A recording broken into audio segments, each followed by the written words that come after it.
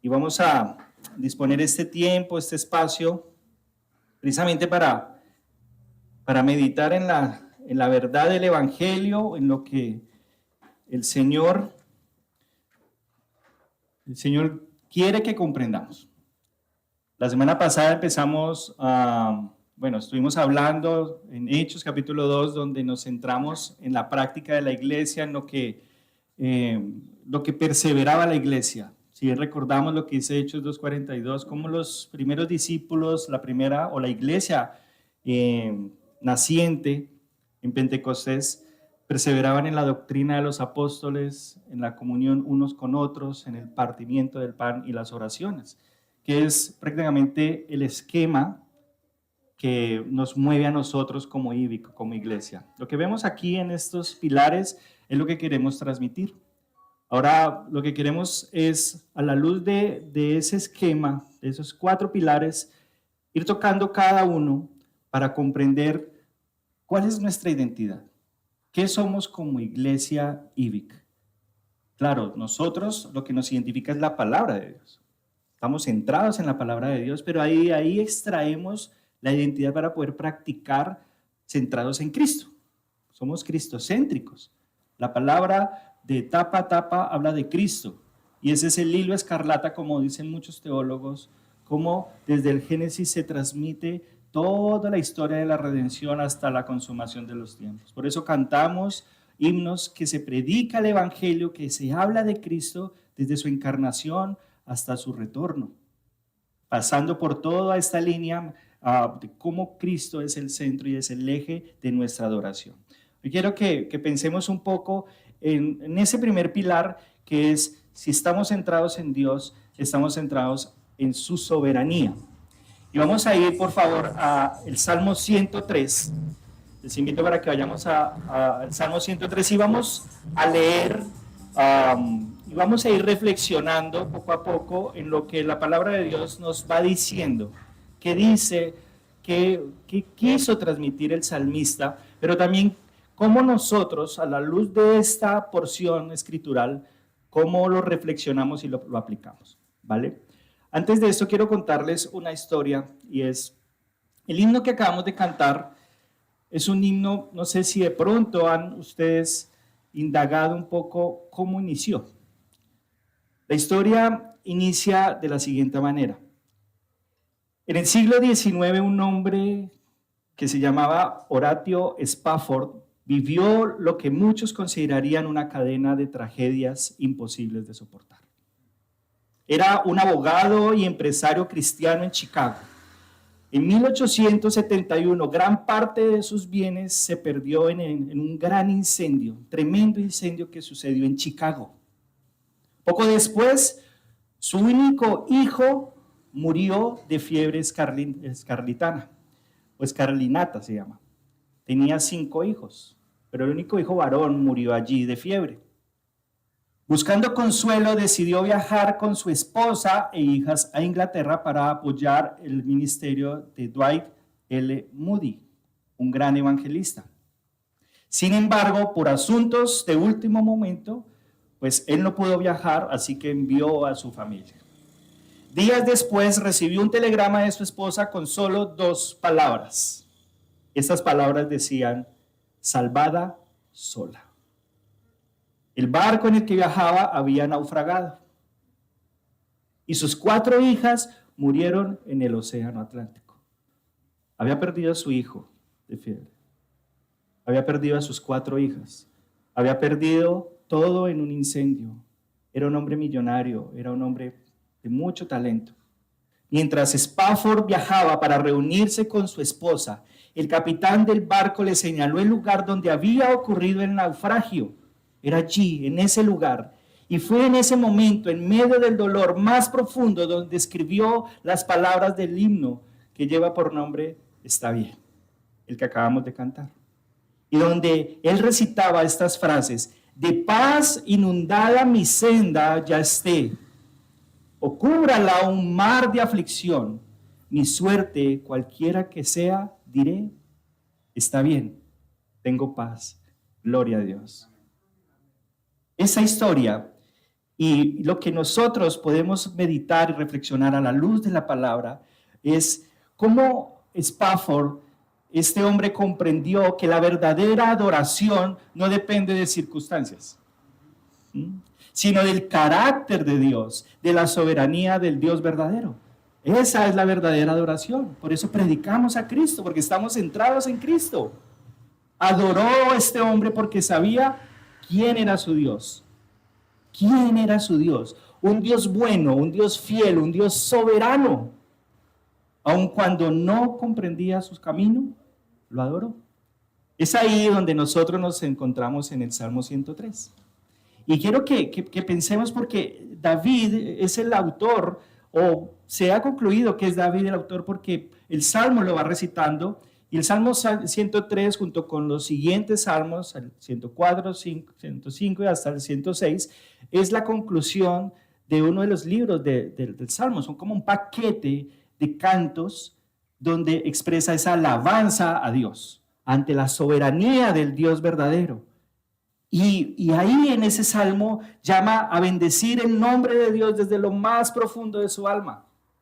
Por eso arrancamos con este pilar, la soberanía de Dios. Y para pensar desde ya, mis hermanos, surge la pregunta, ¿cómo nosotros nos consideramos delante de ese Dios soberano? ¿Cómo es, aún a pesar de las circunstancias, de las aflicciones, de todo lo que se venga, en medio de tantas pruebas de un mundo que es difícil, porque no es fácil? ¿Cómo estamos nosotros ante un Dios soberano? Y lo que nos muestra ese salmo es que esa verdadera adoración es cuando estamos rendidos a Él. Porque no podemos hacer nada. Miren el ejemplo de Horatio Spafford. No podía hacer nada. Perdió todo.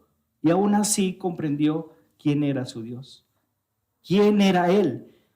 Y que es como una simple mota en el espacio donde Dios es el soberano de todo.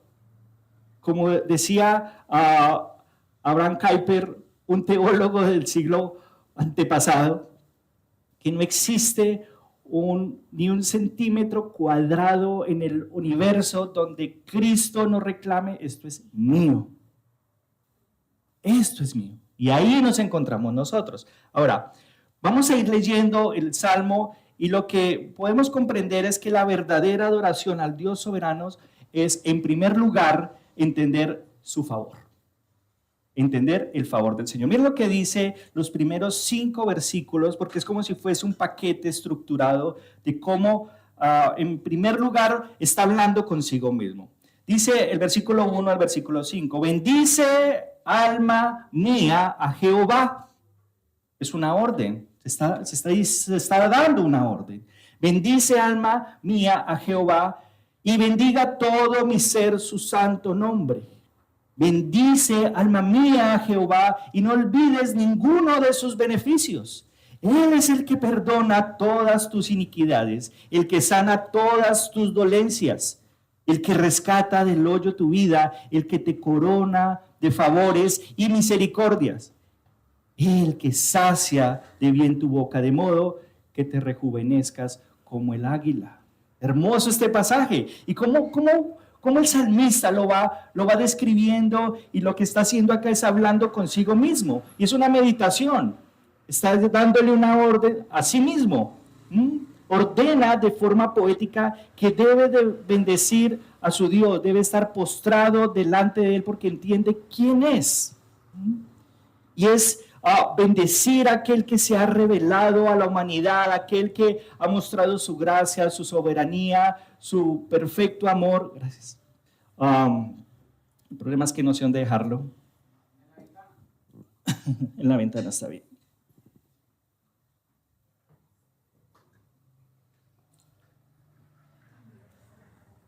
Cómo el salmista ordena esa forma de postrarse delante de Él. Y es para que vayamos pensando nosotros, mis hermanos, cómo nosotros también debemos presentarnos delante de Él. Por eso hice la pregunta al principio. Y en ese versículo 1, Él está reflexionando que debe bendecir su santo nombre. ¿De dónde arranca todo? ¿Quién es Dios? Y si vamos de forma escritural, cuando evaluamos todo lo que está ahí en la palabra de Dios, cómo Él se ha dado a conocer por su nombre. ¿Quién es Dios? En Éxodo capítulo 3 se nos predicó hace 15 días cómo cuando Moisés se presentaba delante de Dios y Moisés decía, si me preguntan, ¿quién es el que los envía? ¿Quién es el que lo envía? ¿Qué digo al pueblo para que el pueblo sea rescatado? Pues sencillamente Dios les dice, dile que yo soy, le envía.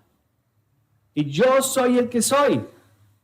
Pero lo interesante de ese texto en Éxodo capítulo 3, versículos de 13 al 15, Dios mismo le está mostrando a Moisés que con ese nombre se debe dar a conocer a las generaciones futuras. Y el salmista lo expresa aquí, que todo su ser bendiga su santo nombre, porque es con ese nombre que Dios se da a conocer por el cual nosotros lo conocemos. Dios le dice a Moisés, este es mi nombre para siempre, con él se me recordará por todos los siglos. Ese es el favor del Señor, revelarse para que así podamos estar fundados en Él. Nosotros estamos fundados, cimentados, estructurados en Él, porque se ha dado, se ha revelado en su nombre de forma pactual para que nosotros podamos tener esa tranquilidad y ese gozo de saber a quien nosotros adoramos. Esa es la verdadera adoración, entender cómo se ha dado a conocer el Señor. Eso hace también parte del favor de Dios, para con su humanidad, para con los creyentes, para con nosotros. Ahora, si nosotros vamos al Nuevo Testamento, ¿quién es el que se da a conocer en el Nuevo Testamento? ¿En quién se cumple todo? En Cristo. En el Evangelio de Juan, repetidas veces Juan, como narrador y espectador de todo lo que hizo Cristo, demuestra y describe a Cristo en 7 aspectos. Lo demuestra como el pan de vida cuando Cristo dice, yo soy el pan de vida, yo soy la luz del mundo, yo soy la puerta de las ovejas, yo soy el buen pastor, yo soy la resurrección y la vida, yo soy el camino, la verdad y la vida, yo soy la vid verdadera. ¿Qué está haciendo Juan? Demostrando que Cristo es Dios. Con este nombre es que se da a conocer el Señor. ¿Para qué? Para que en ese favor, en esa relación pactual que tiene el Señor, nosotros podamos estar confiados a quienes que estamos adorando. ¿Ante quién estamos nosotros? Él debe ser, a Él debemos conocer y bendecir su santo nombre, como dice el salmista. Ahora, en el versículo 2, así como está hablando el salmista que bendiga todo su ser, que no olvidemos su santo nombre y que vamos a bendecir su santo nombre. En el versículo 2 también dice que no olvidemos ninguno de qué? Beneficios.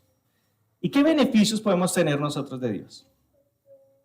No podemos contarlos, porque son muchos. Desde que nos acostamos hasta cuando nos levantamos, vemos sus beneficios, ¿cierto? Y no podemos ser indiferentes a esos beneficios. Y podemos entender, hermanos, que todo lo que tenemos, todo lo que hay alrededor, es un beneficio del Señor. Pero ¿cómo comienza esto? Porque muchos son los beneficios. Pero el primero de esos beneficios, como describe el capítulo 3, el versículo 3, es: Él es el que perdona todas tus iniquidades.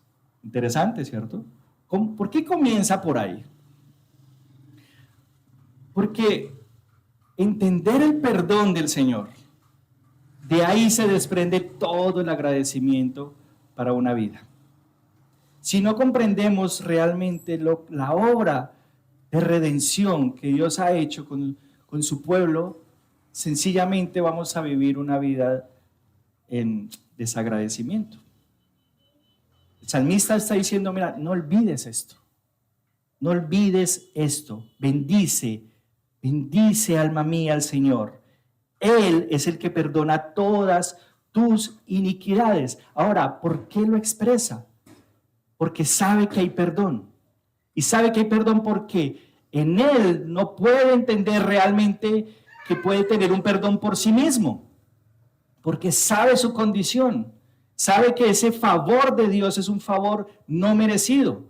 Y nosotros estamos en esa condición, igual. Lo que tenemos, lo que hemos logrado, perdón, lo que se ha logrado, no por nosotros, sino por lo que ya Cristo hizo, lo que se nos predicó esta mañana, que Dios ha preparado para sí mismo una ofrenda de sacrificio en Cristo para nosotros ser restaurados. Eso debe ser un acto de agradecimiento de nosotros hacia Él y bendecir el nombre de nuestro Señor. La palabra de Dios nos enseña que de nosotros no hay nada bueno. No hay nada bueno. Romanos 10 lo expresa: no hay justo ni aun uno.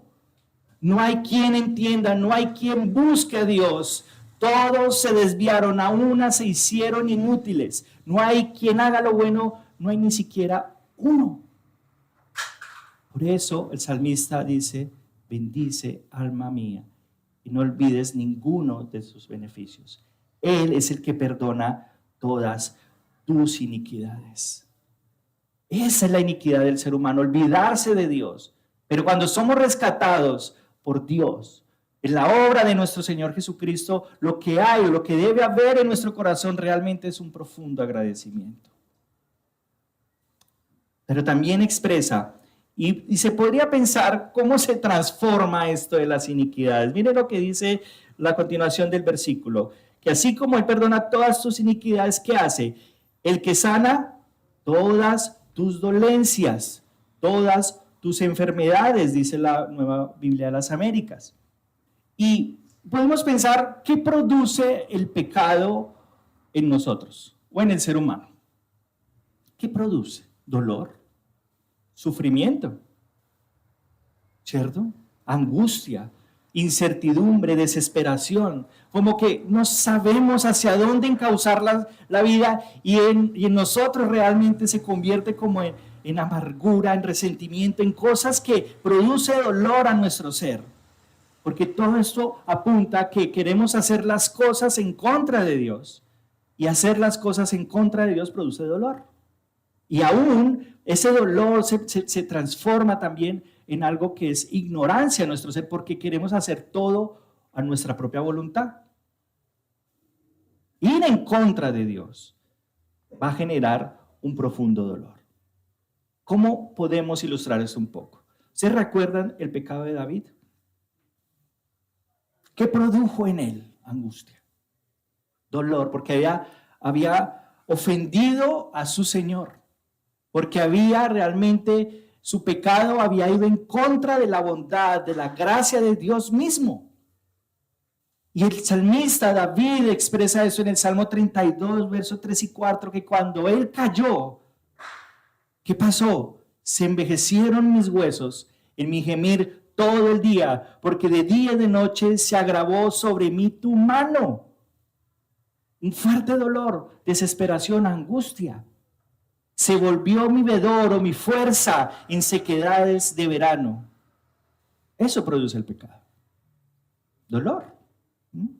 Pero cuando estamos en Cristo, nos recuerda y nos anima que Él es el que perdona nuestras iniquidades, que sana todas nuestras dolencias, y que podría de alguna manera, el Señor lo puede hacer, aún nuestras dolencias físicas, pero la dolencia más grande que ocasionó, que para nosotros es angustiosa, es la dolencia del pecado. Por eso Cristo tuvo que padecer. Por eso el Señor se tuvo que proveer de un sacrificio para poder aplacar la ira. Por eso Cristo, el justo, padeció por los injustos, para podernos dar vida, en abundancia. Isaías 53 dice que ciertamente llevó nuestras enfermedades y sufrió nuestros dolores, y nosotros le tuvimos por azotado, por herido de Dios y abatido, mas Él herido fue por nuestras rebeliones, molido por nuestros pecados. El castigo de nuestra paz fue sobre Él, y por su llaga fuimos nosotros curados. Lo que está diciendo el profeta aquí es, mira el efecto que produce el sacrificio. Una restauración, un perdón. Algo que de nosotros no puede salir, de nosotros no puede haber nada, mis hermanos.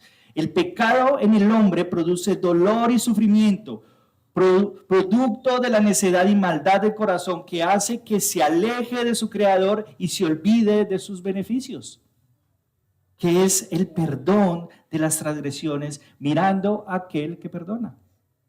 El ánimo es que en esa soberanía de Dios nosotros podamos estar tranquilos, pero a la vez animados y gozosos de saber ante quién nosotros estamos, para rendirnos en completa adoración a un Dios que es soberano y que merece o que de nosotros, de nuestros labios, de nuestras acciones, de todo nuestro ser, estemos realmente rendidos en completa adoración. Amén. Ahora, dice el versículo 4 y 5, el que rescata del hoyo tu vida. Y si podemos pensar a qué hace referencia ese salmo, es a la muerte. De la muerte. En otras traducciones lo que dice es que rescata de la fosa, del lugar de los muertos. Y piensen de dónde nos ha sacado el Señor. ¿De dónde? La Biblia dice, Romanos 6:23, que la paga del pecado es ¿qué? Muerte. Pero la dádiva de Dios es vida en Cristo Jesús. Por eso nos rescata de ese hoyo. Pero también dice que el que te corona de favores y misericordias y el profundo amor del Señor expresado en la obra de Cristo es esa misericordia profunda que nosotros no podemos comprender. Cuando la Biblia lo traduce aquí con ese favor, esa misericordia, hay una palabra en hebreo que se llama Hesed.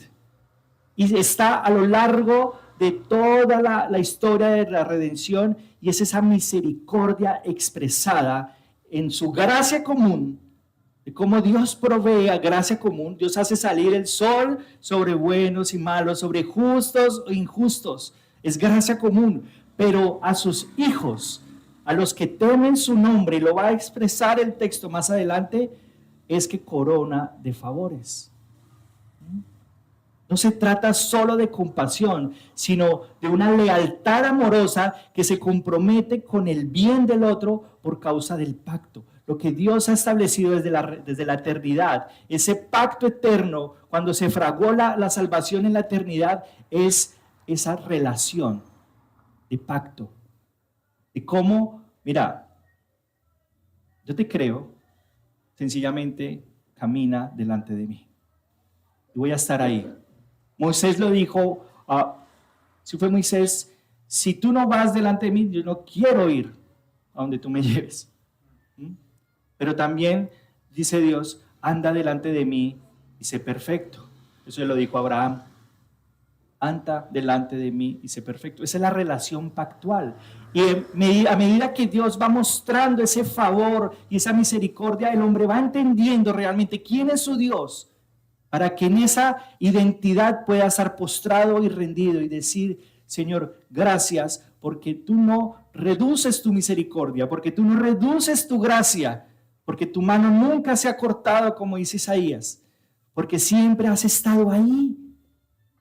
Y en esa identidad es que nosotros podemos estar dando una verdadera adoración a ese Dios soberano. Jeremías 31:3 dice que Jehová se manifestó a mí hace mucho tiempo diciendo, con amor eterno te he amado, por tanto te prolongué mi gesed, mi misericordia. A nosotros también nos prolonga su misericordia, hermanos. Por eso podemos decir como el salmista, bendice alma mía a Jehová y no olvides ninguno de sus favores, de sus beneficios. Eso hace parte del favor de Dios. Pero también dice ahí que como nos corona de favores, también dice que el que sacia de bien tu boca, de modo que te rejuvenezcas como el águila.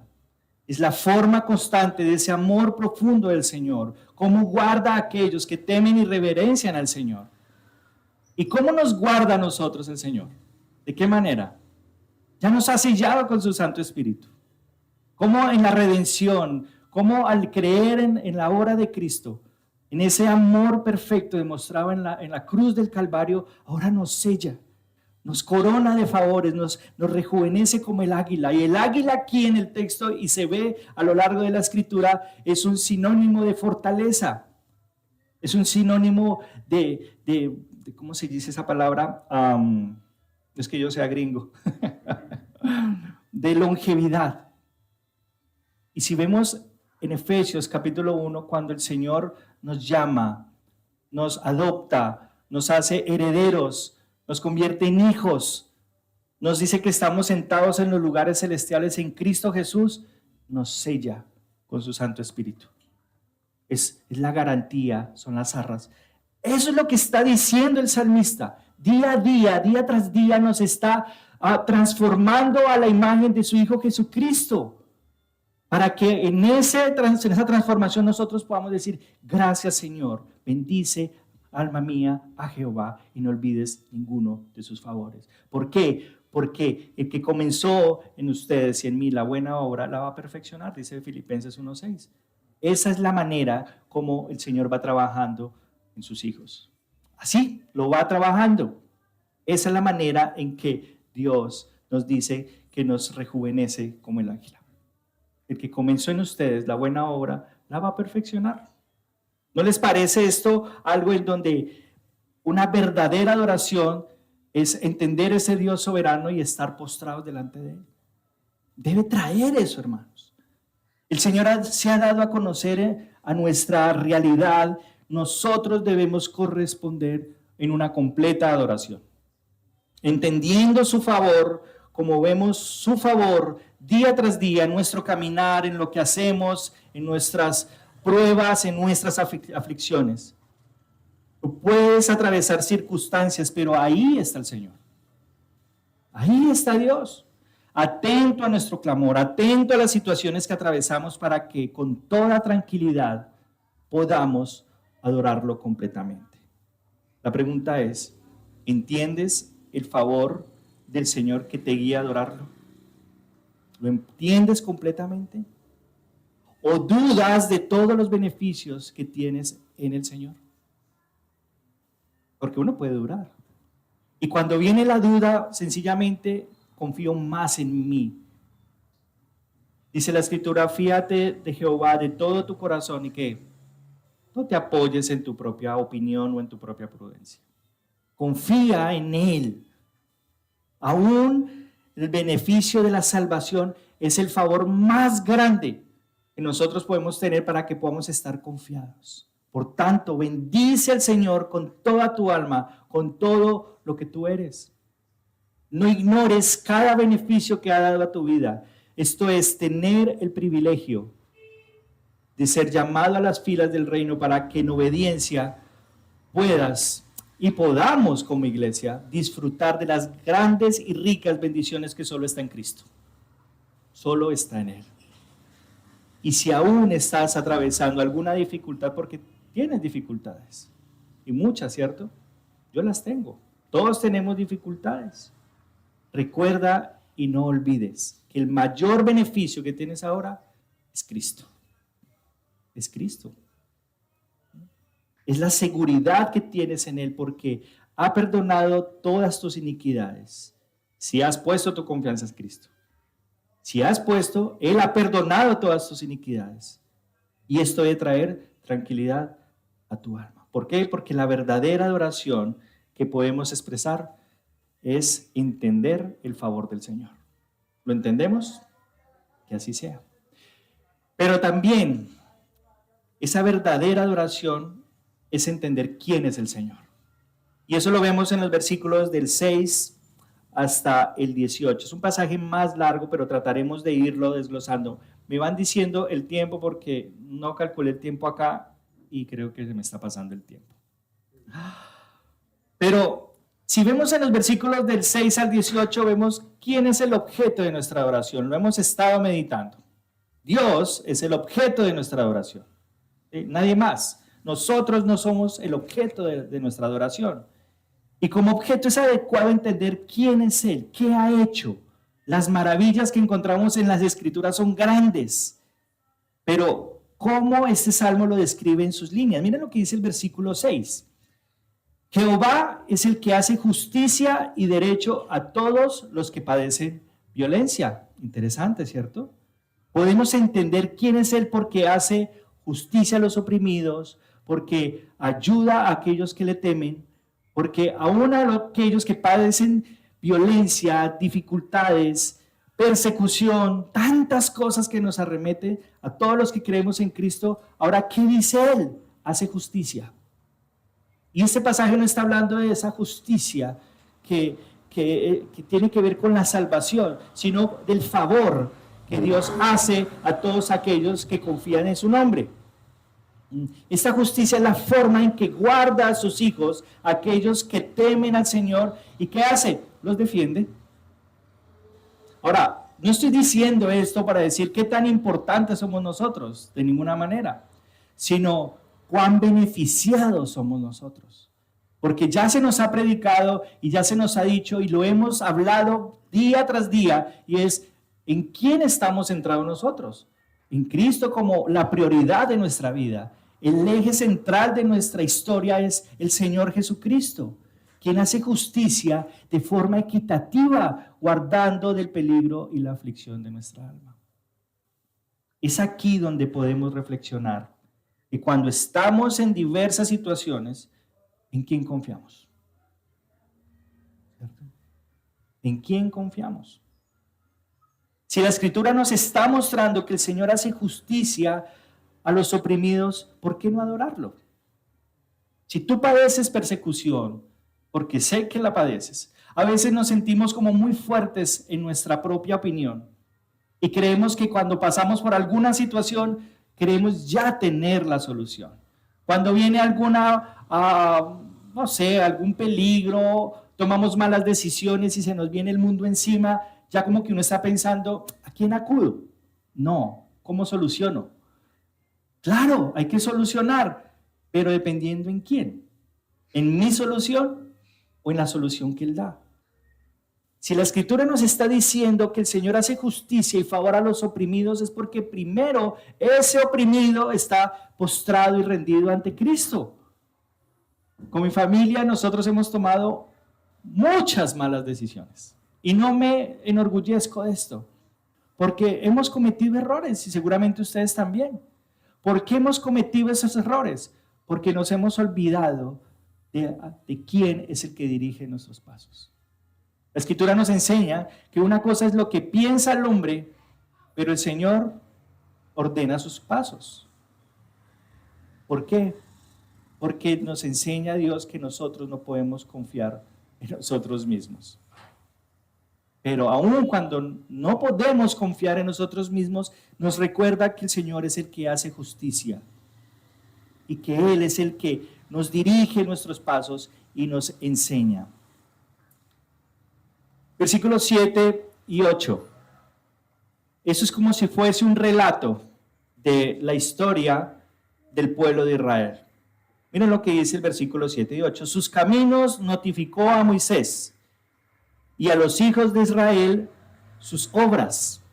Misericordioso y clemente es Jehová, lento para la ira y grande en misericordia. Podemos asumir por lo que se está diciendo acá de alguien que está postrado ante Dios en completa adoración. Y el ejemplo que nos está dando aquí el salmista es esa historia del pueblo de Israel. ¿Qué hizo Dios? Lo liberó de la esclavitud, como también los liberó de esa injusticia de la opresión en la que estaban viviendo. Mostró sus obras, mostró su misericordia. Dice que es lento para la ira y grande en misericordia. ¿Qué está expresando acá nuevamente? Su profundo amor leal, su gesed, como dice en hebreo.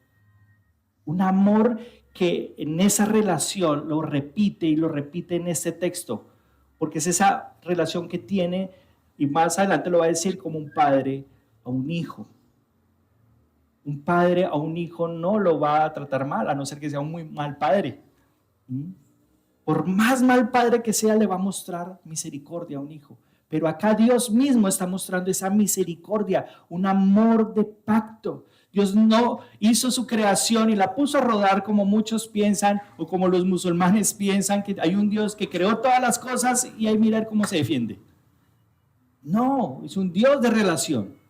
Un Dios en el que estamos realmente seguros porque Él se relaciona con Él, nos da de su gracia, ya lo hemos dicho, y que es paciente con su pueblo. Con el pueblo de Israel fue paciente. Ahora yo le pregunto, ¿cuán paciente es Dios con ustedes y conmigo? ¿Poco? Mucho.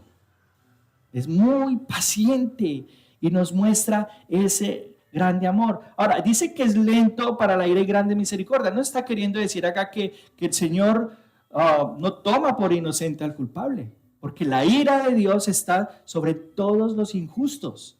Lo que está queriendo decir acá el salmista es, miren, cuán profundo amor hay aún en sus hijos, aun cuando necesitamos y fallamos. Y está expresando ese amor para que podamos estar seguros y confiados.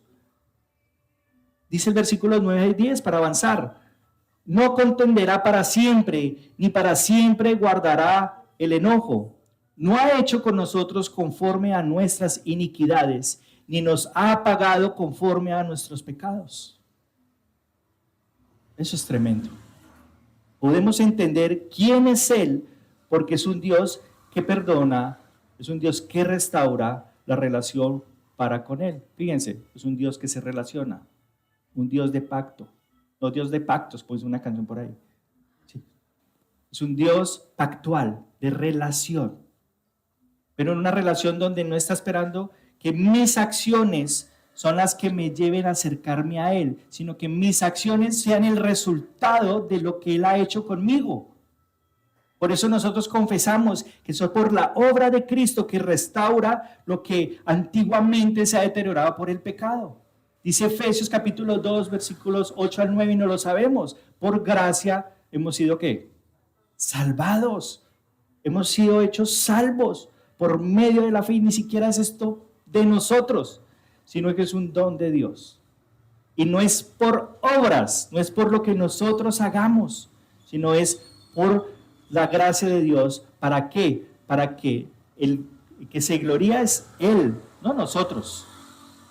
Por eso nos ha permitido creer en Él solo por gracia, en esa relación. Ahora, no con esto se quiere decir, como algunos dicen, que una vez salvos, siempre salvos. Y ya, como soy salvo, no hago nada. Si todo es por ósmosis, todo es por, como ya no camino, sino levito.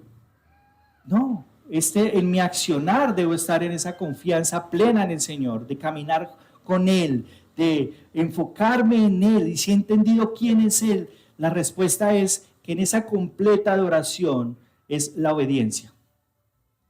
Si sé quién es Él, le obedezco. Si sé quién es Él, caminaré con Él. Si sé quién es Él, le obedeceré y lo glorificaré ahora con mis acciones.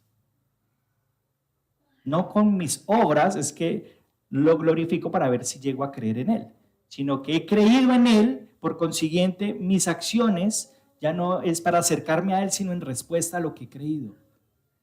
Andar por gracia, porque somos hechura suya, versículo 10 de Efesios 2, creados en Cristo Jesús para buenas obras, las cuales Dios preparó de antemano. ¿Para qué? Para andar en ellas. Ni siquiera sale algo de nosotros mismos, es Dios el que pone todas las cosas. Estas acciones, aunque no son nuestras, conducen a esa obediencia. Lo que Dios mismo ha preparado, ¿para qué? Para su gloria. Es para su gloria. Versículos 11 y 13 del Salmo 103, para avanzar un poquito más rápido. Dice, porque como la altura de los cielos sobre la tierra, engrandeció sus misericordias sobre los que le temen. Cuanto está lejos el oriente del occidente, hizo alejar de nosotros nuestras rebeliones. Como el Padre se compadece de los hijos, se compadece Jehová de los que le temen. Hermoso, ¿cierto? ¿Qué podemos entender aquí de quién es Él? Al ver su amor y compasión eterna. Nuevamente aparece la palabra Gesed. Se nos va a quedar esa palabra grabada, ¿cierto? Un perdón desde la eternidad. Un amor eterno que engrandeció su misericordia. Así de grande es su misericordia. Una descripción que se ve no en el tiempo, sino en la eternidad. Ese es el Dios que nosotros adoramos. Ese es el Dios que nosotros tenemos como ese pilar y que queremos predicar y que queremos afianzar, porque es grande, es hermosa, lo voy a ilustrar de esta manera. Acá el texto nos está diciendo que como así de altos está así de lejos está los cielos de la tierra. Ustedes han escuchado que hace como 40 y pico de años, 48 años, se envió una sonda al espacio. Esa sonda se llamaba el Voyager 1. ¿Lo han escuchado? Enviaron una navecita hace 48 años más o menos a recorrer el espacio. Lleva 48 años por ahí vagando en el espacio y hasta ahora ha recorrido lo que los científicos llaman un día luz. Ahora, si hacemos un cálculo de la distancia de lo que recorre la luz, es que la luz viaja a 300,000 kilómetros por segundo. O sea que ¿cuánto ha recorrido esta sonda? Ha recorrido 300,000 millones de kilómetros. Eso es grandísimo. Cuando yo leía esto, yo decía, si esto es ciencia, si esto es matemática, si esto es algo muy sencillo, ¿cómo será realmente, como lo describe el salmista, de la inmensidad de nuestro Dios? ¿De quién es ese Dios al que nosotros adoramos? ¿Quién es ese Dios al que nosotros estamos centrados? Que extiende su misericordia, que así como los cielos sobre la tierra, así de altos y así de grande su misericordia, no lo podemos medir. En ese Dios es que nosotros estamos fundados. La estrella más cercana le llaman Próxima Centauri, si no estoy mal. Está a 4.24 años luz. Ahora ya no son día luz, sino años luz. ¿Cuánto es eso? Muchísimo. Así de altos podemos describir lo que dice la palabra de Dios, que es infinito la misericordia del Señor para los que le temen. Ahora, nosotros tememos al Señor, gocémonos en esa grandiosa magnificencia de nuestro Dios. No es medible. Podemos medir el espacio seguramente, pero a Dios no lo podemos medir. Por eso Él es grande.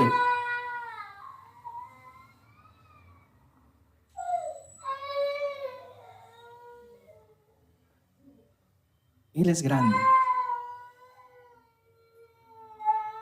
Versículo 12. Como está de lejos el oriente del occidente, así alejó de nosotros nuestras transgresiones. Si nos perdonó en Cristo, si nos dio ese beneficio solo en Cristo, es porque es un perdón completo. No es un perdón a medias, no es un perdón parcial, es un perdón completamente eterno, fraguado en la eternidad, para que ustedes y yo podamos en esa verdadera adoración rendirnos ante ese Dios soberano. Esto es ver su perdón, un perdón eterno, una acción completa y perfecta. No es progresiva, ya se completó, esto no tiene opción de retorno. Es perdonado, somos perdonados en Cristo. No sé si a ustedes les emociona o no, pero a mí sí esto me da emoción. Que se ve esa misericordia de Dios y ese perdón eterno. ¿Cómo debo responder yo? ¿De qué manera puedo responder yo? Podemos entender también su compasión. Está rendidos ante Él. Versículo 13. Como un padre se compadece de sus hijos, así se compadece el Señor de los que le temen.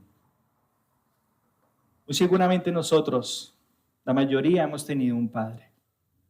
Otros seguramente no han tenido un padre. Pero ¿cómo ilustra la Escritura esta relación? Por medio de la compasión.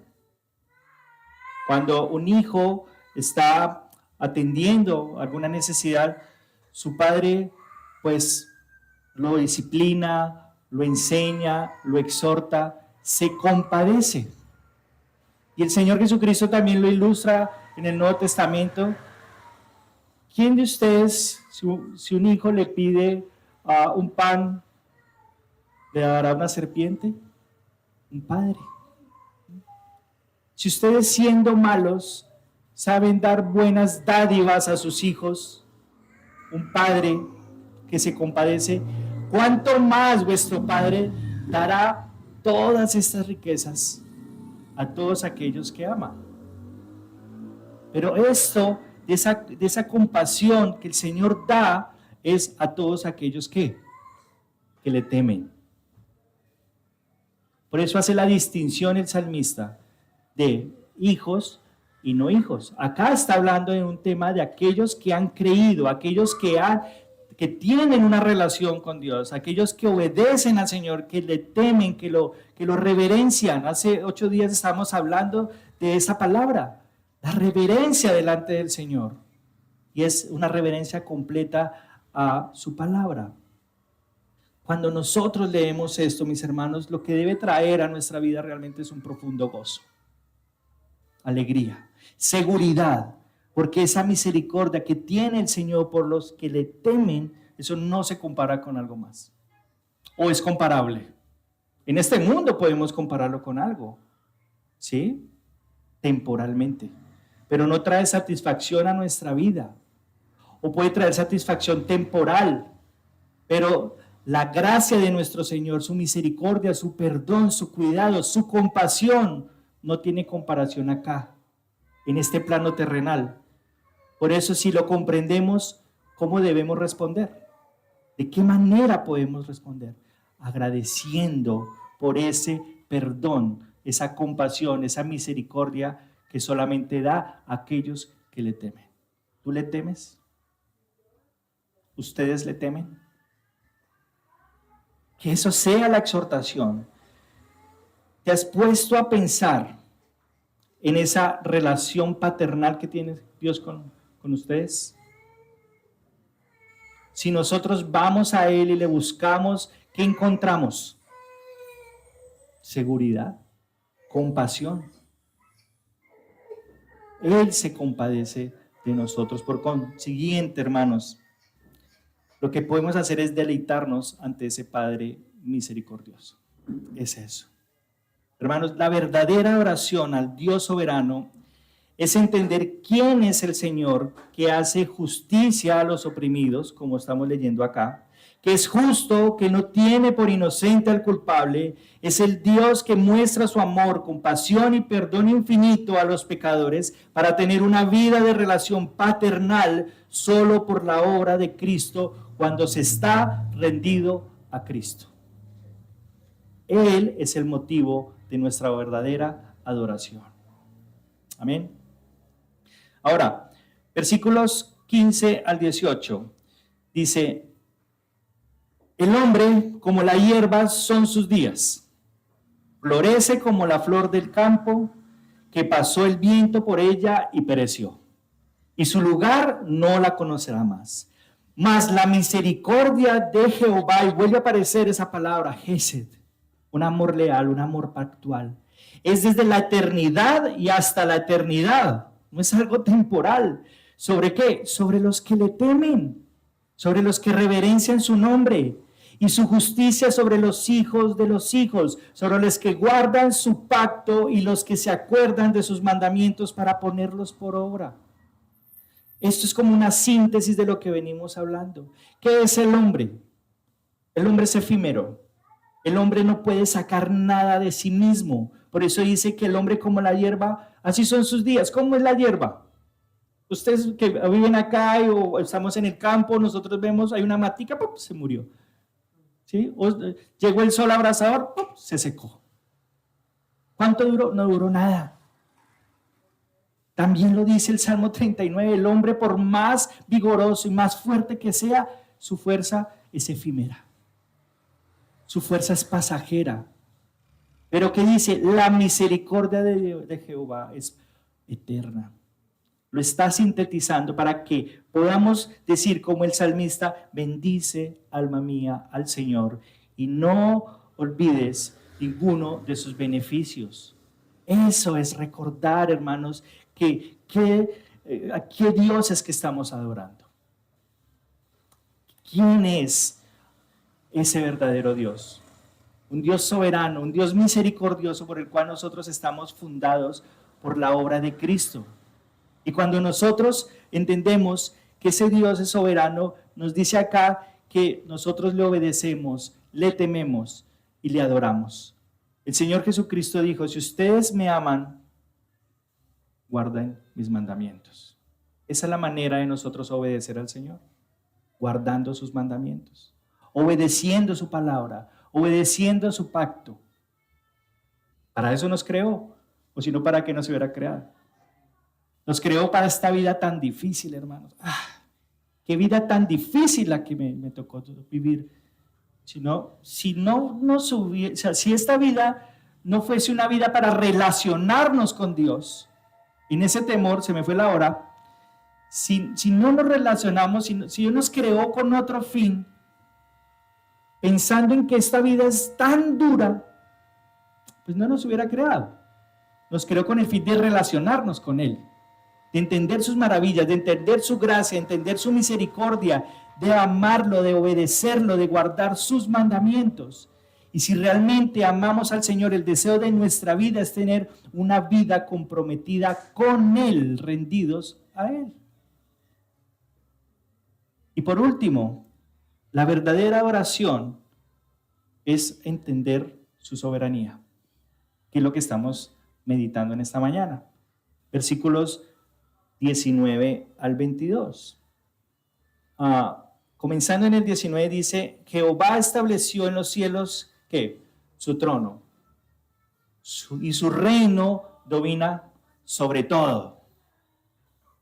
No es un Dios pequeño, es un Dios eterno, un Dios soberano, un Dios que está por sobre todas las cosas. Es entender su soberanía, que tiene el control de todas las cosas. Ahora viene la reflexión. Cuando padecemos alguna situación o alguna necesidad, ¿dudamos de ese Dios que es el dueño de todas las cosas? A veces sí, nos sucede. Entender en dónde está el Señor que domina por sobre todo. Si domina sobre todo, te domina a ti, a mí también nos domina sobre todo. Esto hace que estemos rendidos ante Él sin dudar de su soberanía. El mundo ha opacado a Dios y lo han convertido como si Él fuese un vasallo de nosotros los seres creados. Y eso es triste. La gente en este mundo no quiere ir a Cristo porque piensa que el ser humano es más importante que Cristo. Y eso es tremendo. Muchas iglesias pueden verse muy llenas, pero pueden estar llenas sin Cristo, porque solamente están llenas de sus deseos y de su satisfacción. Cuando lo que se está viendo acá es que debemos estar postrados ante aquel que reina sobre todas las cosas. Y surge la pregunta, ¿Dios reina en tu vida en todas las cosas? ¿Reina en ti por sobre todo? ¿Confías en Él plenamente aun cuando tienes alguna dificultad? Cuando no sabes cómo criar a tus hijos, ¿confías en Él que Él te va a dar la dirección a la luz de su palabra para decirte cómo hacerlo? ¿O buscamos más la psicología de este mundo, que es instrúyelo con palabras suaves y ni siquiera lo maltrates al hijo, porque si no va a crear un resentimiento en tu vida y va a ir en contra del libre desarrollo de la personalidad? El mundo hace eso, pero lo que quiere el Señor que nosotros entendamos es que obedezcamos su palabra y pongamos en práctica todo lo que Él nos enseña, para que nos gocemos en Él, sabiendo que Él tiene control, y podamos decir como el salmista, bendice alma mía a Jehová, y no olvides ninguno de sus favores. Su favor es su gracia demostrada en Cristo en la cruz del Calvario. Y si nos ha puesto aquí es para que podamos obedecerle. Voy a correr estos últimos, pero con prudencia, estos últimos minutos. Dice el versículo 20, al 22. Bendecid a Jehová, vosotros sus ángeles, poderosos en fortaleza, que ejecutáis su palabra, obedeciendo a la voz de su precepto. Bendecid a Jehová, vosotros todos sus ejércitos, ministros suyos, que hacéis su voluntad. Bendecid a Jehová, vosotros todas sus obras, en todos los lugares de su señorío. Bendice, alma mía, a Jehová. Es una conclusión. Y si los ángeles se postran ante Dios, porque saben quién es Dios, si la creación entiende quién es su Señor, cuanto más nosotros, los que hemos sido rescatados por el Señor, debemos aún más entender quién es ese Señor, ese soberano, entender quién es su nombre para poderlo glorificar. Vuelvo y digo la pregunta: ¿entendemos quién es ese Señor? ¿Entendemos quién es ese Dios todopoderoso que nos dirige, que nos exhorta, que nos anima, que nos permite adorarlo en una forma congregacional, que estamos acá reunidos, que nos ha llamado con un llamamiento santo por los méritos de Cristo, que nos ha dado su palabra para que podamos estar rendidos ante Él y podamos creer solamente en la obra de Cristo cuando depositamos y cuando creemos por fe en arrepentimiento? Creemos ante ese Dios soberano y estamos rendidos ante Él. La creación misma declara, los cielos proclaman la gloria de Dios y el firmamento anuncia la obra de sus manos. ¿Cuánto más nosotros, los que hemos sido rescatados por la obra de Cristo? ¿Creemos eso? ¿Nos gozamos en eso? ¿Confiamos en eso? ¿Proclamamos esa verdad? Por ahí lo está diciendo el aparatico. Tu adoración al Señor, hermanos, se expresa solo en palabras o en una vida de obediencia rendida ante el Señor. La verdadera adoración, y con esto concluyo,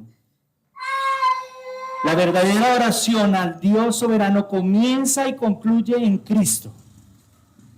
Todo esto se cumple en nuestro Señor Jesucristo. Él es el que está ante todo, que tiene el control absoluto de las cosas, de la creación, y por consiguiente de tu vida y de mi vida.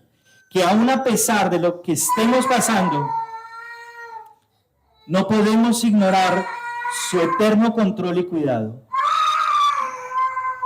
Él nos invita a rendirnos completamente a Él, pero también nos invita a ser responsables y coherentes con lo que decimos creer.